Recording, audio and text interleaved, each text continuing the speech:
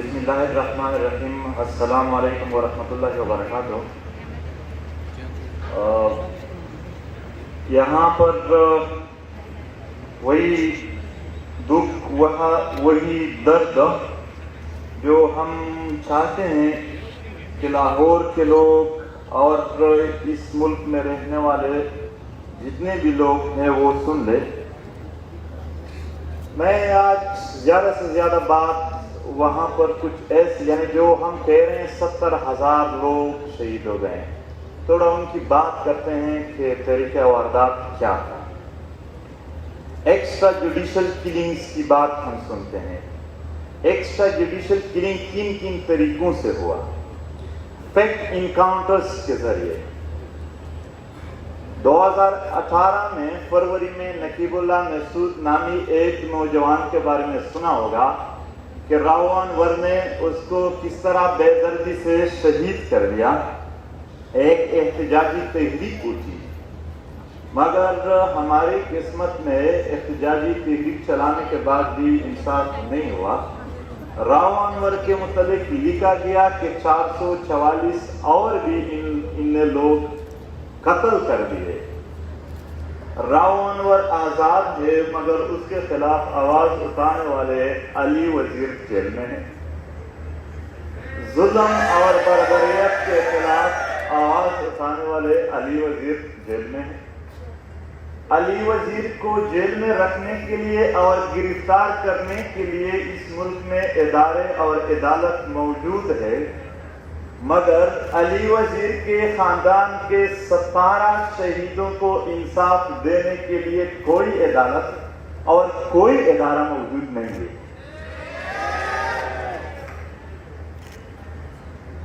Fact encounters کا سلسلہ رکا نہیں ہے. ابھی 29 اکتوبر کو زار قیوم اور لال مرجان نارتھ وزیرستان کے 2 شہری تھے. بنو سے 8 مہینے پہلے گرفتار کیے تھے، مزدور تھے. 29 اکتوبر 2021 کو نیرلی میں ان کی لاشیں کہیں ڈال دیے، پھینک دیے اور کہا کہ انکاؤنٹر میں مار دیے گئے. فیکٹ انکاؤنٹر کے نام پر اگر میں یہاں بات شروع کر دوں تو ہزاروں واقعات ہیں. یہاں پر جتنے بھی ہم کہتے ہیں کہ قتل کر دیا گیا، وہ صرف ایک انسان کا قتل نہیں ہوتا ہے، وہ ان ماؤں کی امیدوں کا بھی قتل ہوتا ہے، ان بچوں کے امیدوں کا بھی قتل ہوتا ہے جو ان کے سہارے جیتے ہیں، وہ اس گھر کے معیشت کا بھی قتل ہوتا ہے. اس کا ایک اور شکل ہے ڈائریکٹ کلنگز. ڈائریکٹلی مارتے ہیں، جس طرح کے خڑ کمل شہداء کے بارے میں آپ لوگوں نے سنا ہوگا. 26 مئی 2019 کو اسٹریٹ فارورڈ ایک ریلی پر فائرنگ کر دی گئی جس میں 16 شہید ہو گئے اور 45 زخمی ہو گئے. اور یہ ڈائریکٹ فائرنگ پشتونوں کے گیدرنگز پر کرنے کے روایات پاکستان بننے کے 1 ہی سال میں شروع ہو گئے تھے. بابڑا سے لے کر آج تک وہی ڈائریکٹ کلنگز کے واقعات ہو رہے ہیں. اور پروفیسر ارمان لونی کو بھی ڈائریکٹ شہید کر دیا گیا. اور اس طرح آپ لوگوں نے سنا نہیں ہوگا کیونکہ میڈیا والوں کو جرنیل کی طرف سے اجازت نہیں ہے، کرنل کی طرف سے، کہ آپ لوگوں کو وہ حالات بتا دیں. ورنہ پچھلے سال چمن میں عام عوام پر جب فائرنگ کیا گیا، اس میں جو 2 نوجوان عبدالرزاق اور مطیع اللہ شہید ہو گئے. اس کے عمر 12 سال اور 14 سال کے. چھوٹے چھوٹے بچوں کو بھی یہ لوگ معاف نہیں کرتے ہیں. اس کا ایک اور شکل بھی ہے ایکسٹرا جوڈیشل کلنگ کا، ریئیکشنری کلنگ. یعنی کہیں فوج پر فائرنگ ہوا تو وہ عام عوام کے علاقوں میں گھس کر وہاں پر لوگوں کو ٹارگٹ کرتے ہیں. ایک واقعہ صرف یہاں پر انڈرسٹینڈنگ کے لیے بیان کرتا ہوں. یہ 9 مئی 2009 کا دن ہے. سٹنگ وانا کے قریب ایک علاقہ ہے، وہاں پر فوج پر ایک فائرنگ ہوئی. فائرنگ کے بعد وہ گاؤں میں داخل ہوئے. اس وقت گاؤں کے اسکول میں اساتذہ کی میٹنگ چل رہی تھی. 17 اساتذہ کو ڈائریکٹلی شہید کر دیا. वहां ही मौके पर, ये 21 अगस्त 2017 की बात है कि शामकई हमारे गांव के करीब एक गांव है, उसमें नाखुशगवार वाक़े के बाद 3-4 दिन से लोगों को घरों से निकालकर उस पर तशद्दुद किया जा रहा था। जार खान एक नौजवान थे जो मिर्गी के मरीज थे।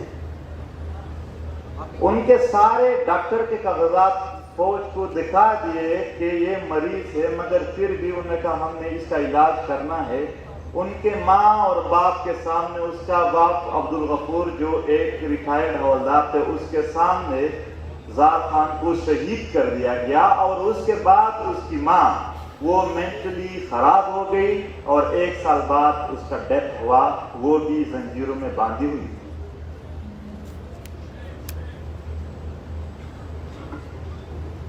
एक्स्ट्रा जुडिशियल किलिंग की एक और शक्ल है जो हमारे लोग भुगत रहे हैं, टॉर्चर सेल में किलिंग। यहाँ मेरे दोस्त बेटे हैं, उनके कजन थे मोहम्मद यूनुस, 2009 में लापता हो गए। 2018 में उसकी लाश मिल गई। उसका एक बच्चा था जो उसके लापता होने के 2 महीने बाद पैदा हुआ था। उन्होंने, यानी उसका अरमान था अपने वालिद को देखने का, मगर उसको लाश ही मिली। ये टॉर्चर सेलों में जो लोगों को मारते हैं। जनवरी 2018 में किनकई बहरवंद इलाके में नाखुशगवार वाक़े के बाद जब लोगों को अरेस्ट किया तो एक दिन गांव में ऐलान हुआ कि एक लाश पड़ी है कब्रिस्तान में, आप लोग उठा दें, इस गांव का है। उन्होंने वहां पर टॉर्चर सेल में खुदकुशी की। खुदकुशी कोई नहीं कर सकता। सारे लोग भाग रहे थे, यानी बच्चे औरतें के अब किस घर का है। वो उसका नाम नारायण था। दूसरे दिन एक और लाश वहां पे आया और आपको वहां कहते कि डायरेक्ट दफन करना है। एक बार तो तालिबान कह रहे थे कि 10 बजे तक दफन नहीं करना है। कभी कहते हैं वहां पर ये जो मिलिट्री और तालिबान का सिस्टम है कि डायरेक्ट दफन करना है। दूसरे दिन फिर एक लाश आया कि दीवार से छलांग लगाई है, ये मारा गया। सारे टॉर्चर थे। उसका नाम अमीरुल्लाह था। और तीसरे दिन कयूम की भी खुदकुशी, लेकिन हर बार नाम नहीं बताते थे। बस लोग आ जाते थे गांव के, वहां पर पाया जाता कि किसका है, किसका अपना है। ये सिर्फ ये एक वाकयात नहीं है। अगर मैं बयान करना चाहूं तो ये जो 70,000 लोगों की मैंने बात की, ये सब इन जैसे वाकयात में है। इसके अलावा जेट बमबार की बात करते हैं। सितंबर 2015 में ज़ियारत से कासिद सरवखै का एक इलाका है, वहां पर बमबारी हुई। मैंने खुद वो हालात अपने आंखों से देखे। ये जितना भी बयान कर रहा हूँ इनके बारे में चैलेंज देता हूँ। अभी स्टाम्प पेपर लिखूंगा कि दुनिया के किसी भी रिसर्च वालों ने इसको गलत साबित कर दिया तो मुझे 5 पर चढ़ा दिया गया। सितंबर 2015 में ज़ियारत में बमबारी हुई। हम स्टूडेंट थे, वहां पर पहुंचे तो 4 ख़वातीन और 5 बच्चे मुकम्मल टुकड़े हुए थे। टुकड़े को इकट्ठा करके बोरियों में जनाजे पढ़ाए गए। उसकी सिर्फ एक ही बच्ची रह गई थी जो होश में आने के बाद बार बार अपने माँ का पूछ रही थी, मगर वहां कोई माँ नहीं थी। तो ये वो जबर है। लेकिन उसके बाद क्या हुआ, जबर ये नहीं था, इससे भी ज्यादा हुआ। पाकिस्तानी मीडिया पर वहां पर पटी चल रही थी कि पाक फिजाया की कामयाब या जारी ज़ियारत में 13 दहशतगर्द हलाक।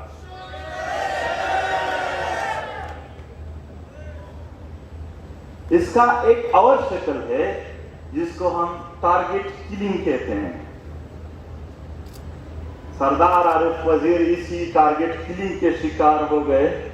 मलक रईस, बल्कि एक तो सिटिंग एमएनए थे मिराजुद्दीन, उसका भी आज तक कोई पता नहीं है। नूर इस्लाम दाऊद अभी पिछले 2 महीनों में वो भी टारगेट किलिंग में शहीद हो गए। फिर स्वात में, शाह फैसल दिल में, मतलब सिर्फ नॉर्थ वजीरिस्तान में 2 सालों में 418 घर टारगेट किलिंग में उजड़ गए। पूरे मिलिटराइज्ड एरिया है, वहां पर जितनी पहाड़े हैं उन सब के ऊपर किले होते हैं, रास्ते में चेक पोस्ट होते हैं। स्पार्टा का एक इंच जमीन ऐसी नहीं है जो उनको दिखाई नहीं देते हैं। हमारे घर के सहन उनको दिखाई देते हैं, रात वाले दूरबीन भी होते हैं। फिर कौन आता है इस चीज में? मेरे लिए में अभी फरवरी में 4 खवातीन को जो 16,000 रुपए की तनख्वाह पर एनजीओ के साथ काम करके अपने बच्चों को परवरिश करती थी, उन चारों को शहीद कर दिया गया, मगर आज तक इनका कोई इन्वेस्टिगेशन नहीं है। ये टारगेट किलिंग उन इलाकों में ज्यादा होती है जहां मदनियात ज्यादा होते हैं। नॉर्थ वजीरिस्तान बोया मोहम्मद खेल जो कापर और गोल्ड से बड़ी पड़ी है, वहां के लोकल लोगों को ट्रक की ड्राइवरी भी नहीं मिलती है। चाइना के साथ एग्रीमेंट करके सिर्फ वहां पर लोगों को टारगेट किलिंग मिलती है और कुछ नहीं।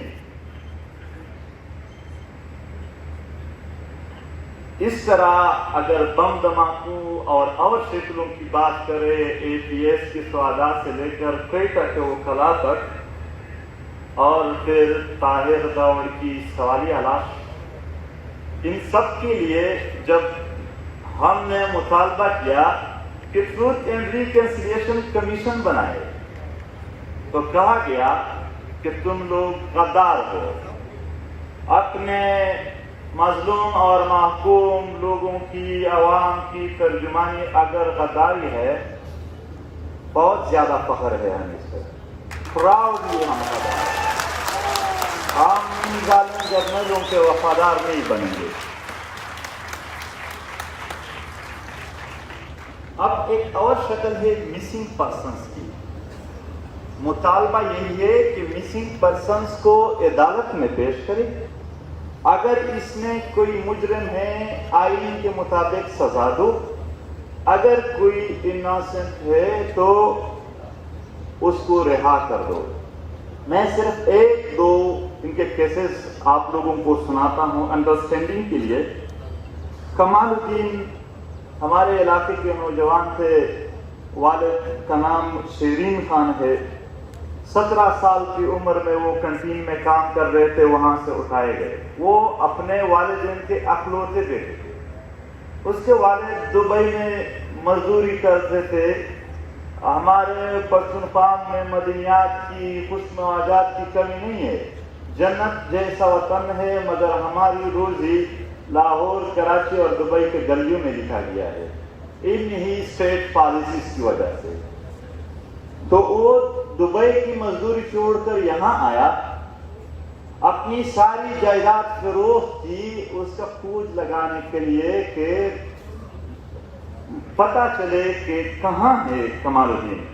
जब 2016-17 में आईडीपीज वापस अपने इलाके जा रहे थे, शेरीन खान नहीं गए अपने इलाके। उसने कहा हमारे इलाके में नेटवर्क नहीं है, 21वीं सदी है, आज भी मैं 2-3 महीने जब एक्टिविज्म में बिजी होता हूं, अपने घर के साथ राब्ता करने के लिए लैंडलाइन सिस्टम तक नहीं है। तो उन्होंने कहा शेरीन खान ने कि अगर मैं वहां चला जाऊं तो ऐसा ना हो कमालुद्दीन रिहा हो जाए और मुझे खाला जाए और मैं ये मिस कर दूं। तो उस वजह से वो अपने गांव नहीं जा रहे थे, मगर 2020 में अभी पिछले साल इसी अरमान में उस वालिद का डेथ हुआ है, उसकी वालदा रह गई है जो इंतजार कर रही है। ये मिसिंग पर्सन्स की थोड़ा इंट्रोडक्शन था कि किस तरह एक्स्ट्रा जुडिशियल किलिंग और मिसिंग पर्सन्स 5000 लोगों के हमारे पास डेटा है, वो कोर्ट में पेश करे। मैंने फेसबुक पे भी वो पिक्चर डाली थी। एक अखबार में एक खबर थी कि कुत्ता गुम हो गया है, अगर किसी को मिला तो इतना इतना इनाम मिलेगा। 5000 लोग लापता है, उसका कोई खबर इस अखबार में नहीं आएगा, मगर उस कुत्ते की खबर आई थी। आप लोगों ने देखा होगा कि करंट लगने से गद्दा हलाक हो गया, मगर वहां पर हमारे इंतहाई इंटेलेक्चुअल तबका वो रोजाना के बुनियाद पर टारगेट किलिंग में शहीद हो रहा है, कोई खबर नहीं आएगी।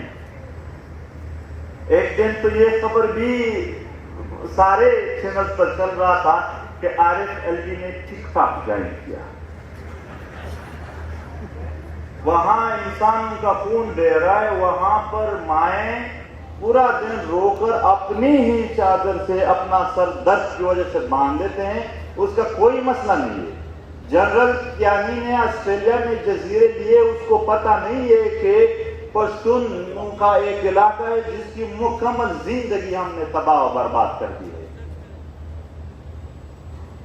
اور رویہ کیا ہے؟ رویہ یہ ہے کہ کلبھوشن یادو کے لیے اسپیشل بل بنائیں گے ان کے حقوق دینے کے لیے، ان کے ساتھ کال بھی الاؤڈ ہے، پر بلوچ اور پشتون جو مسنگ ہے اس کو کچھ الاؤڈ نہیں ہے، اس کو کوئی اس طرح کی فیسلٹی نہیں ہے۔ علی وزیر کا قانونی حق پروٹیکشن آرڈر کے لیے وہی اسمبلی کام نہیں کرے، اس اسمبلی کا وہ ممبر ہے۔ اور انصاف دور کی بات ہے، انصاف دور کی بات ہے، انصاف مانگنے کے لیے بھی وہ ہمیں نہیں چھوڑتے ہیں۔ انصاف مانگنے کی جرم میں بھی ہم پر کون سے دفعات لاگو ہوتے ہیں آپ کو پتہ ہے؟ 123 124 اے بی 1860 میں انگریزوں نے اس علاقے کو غلام بنانے کے لیے جو دفعات انٹروڈیوس کیے تھے، لوگوں پر لگائے تھے، آج پاکستانی ریاست وہاں پر پرسن رہنماؤں پر آج بھی وہی لگاتے ہیں۔ کوئی ڈی کالونائزیشن ہمارے لیے نہیں ہوئی ہے، ہم اسی کالونیل دور میں رہ رہے ہیں۔ 3 MPO آج بھی وہاں پر کمن ہے، 5 MPO 3 MPO وہی انگریز۔ ایسا لگ رہا ہے کہ جو علاقے انگریزوں کے ساتھ تھوڑے کوآپریٹو تھے ان کے ساتھ آج کا بھی فوج کوآپریٹو ہے، جو نہیں کوآپریٹو تھے اس کے ساتھ آج بھی وہی رویہ ہے۔ پاکستان جب بنا تو یہاں پر فوج تو نہیں بنی، وہی فرنگی فوج میں بھرتی لوگوں کو اکٹھا کر کے نام بنا دیا گیا کہ پاکستان آرمی، تو خالو یہاں پر وہی رویہ جاری رہا، ہمارے ساتھ وہی رویہ آج کل جاری ہے۔ ختم کرنے کی وہ کر رہا ہے، مگر ہم مزاحمت کے عادی لوگ ہیں، میں مزاحمت کرتا ہوں۔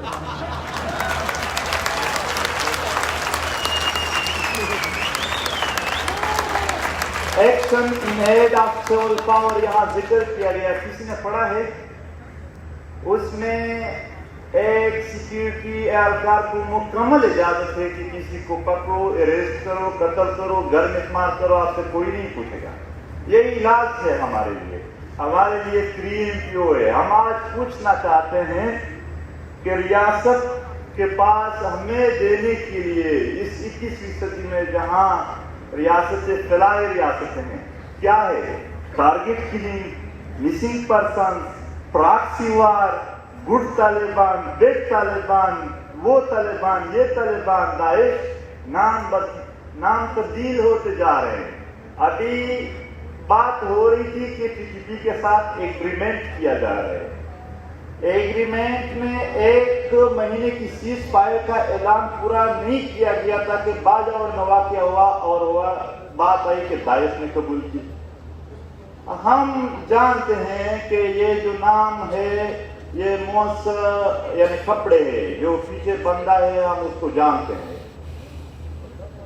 اور اس خطے میں پروفائلنگ کی گئی، پروفائلنگ کے گویا دہشت گرد ہے، جب اس سے بات نہیں بنی تو غدار ہے، لوگوں کو اتنا وہ کیا گیا۔ ابھی ایک نوجوان آیا کہ میں لاہور سے ہو، کیا آپ واقعی غدار ہے؟ سوال پوچھ رہے تھے، مجھے خوشی ہوئی اور میں نے کہا ہاں میں واقعی غدار ہوں۔ تو وہ تھوڑا مجھے دیکھنے لگا کہ کیسے؟ میں نے کہا وہ ظالم لوگ، وہ ظالم جرنیل جو یہاں ظلم کرتے ہیں اس کا میں کبھی وفادار نہیں رہوں گا۔ بالکل وہ اطمینان کر لے۔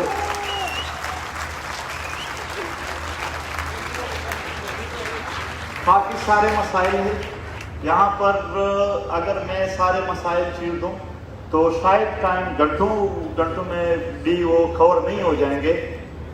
آسما جہانگیر پروگرام اور ان کے سارے منتظمین کا شکریہ کہ انہوں نے ایک اچھا پروگرام بنایا، اور ہم جیسے wretched of the earth people کو بھی موقع دیا کہ یہاں پر اظہار کرے اور tribute to all of you. کافی خوشی ہوئی سچ میں. یہاں پر ہم نے پہلی بار اس ملک میں تھوڑی اپنی ریپریزنٹیشن دیکھی. جو بھی اسپیکر آتا تھا وہ ریپریزنٹیشن کرتا تھا. بہت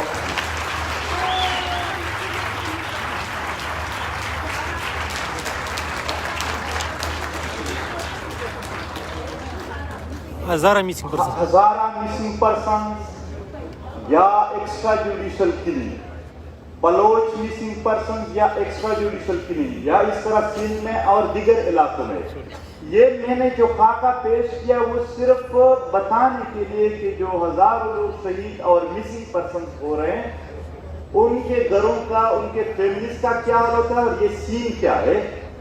یہ سب کی ریپریزنٹیشن ہے. یہ یہاں پر صرف ایک علاقے کی نہیں, اس خطے میں مظلوم اقوام کی ریپریزنٹیشن ہے. اور جب بھی ضرورت پڑی ہم سارے مظلوموں کے ساتھ ہوں گے. بہت